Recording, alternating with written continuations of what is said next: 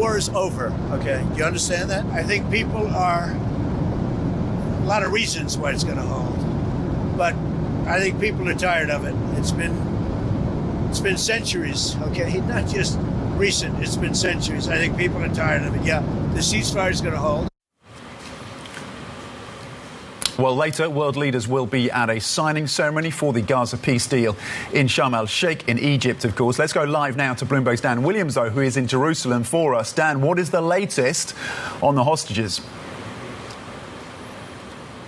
Good morning, Tom. Yes, a very consequential day for the Middle East is unfolding fast. Just about an hour before President Trump is due to land in Israel to be feted as a hero among Israelis for managing to bring about a peace deal, a deal ending that 2-year war.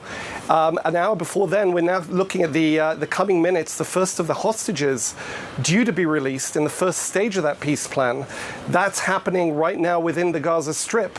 Vehicles from the Red Cross heading out to meet Hamas to receive the first of those hostages.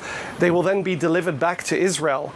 And I think all sides are hoping that this hostage release will be carried out swiftly without hold up, so that a reciprocal release by Israel of almost 2,000 jailed Palestinians can also be carried out, thereby putting a line under the first stage of the Trump plan and opening up a path for continued implementation, it is hoped, for a plan that would bring about peace.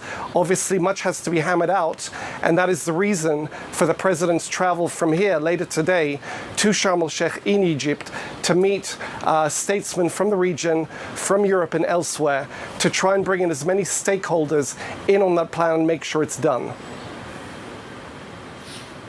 Dan, to your point, on the summit then in Egypt, as you witness this historic moment in terms of the relationships, of course, in the region, and historic moment, of course, for the people of Israel as well, what is expected to come out of the summit, and to what extent is that likely to build the foundations for phase 2, for moving this beyond hostage releases and prisoner releases and a ceasefire to something more consequential?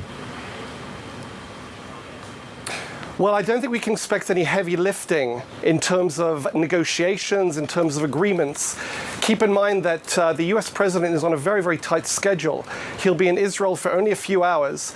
The same applies to his stay in Egypt. Now, I don't want to say this would be a photo op, but I think this is an opportunity for him to publicly bring aboard a number of stakeholders, people, leaders, countries, publicly committing to see through this plan, make sure it's not forgotten. Because what remains of the plan to be implemented, this is a 20-point plan. What we're seeing today is really the first 2-3 points being implemented, and the heavy lifting on the plan is due in the immediate and ensuing future. It would require Hamas to disarm. Hamas would require persuading to disarm. It would also require some very inventive and constructive plans for the rehabilitation of the Gaza Strip, which has been extensively devastated by this war. That requires money, that requires commitment. The president is very keen on loyalty, he's very keen on people meeting their commitments to him, and I think he plans to hold whichever leaders turn up and agree with him at this summit, to hold them to what they say, especially what they say in public.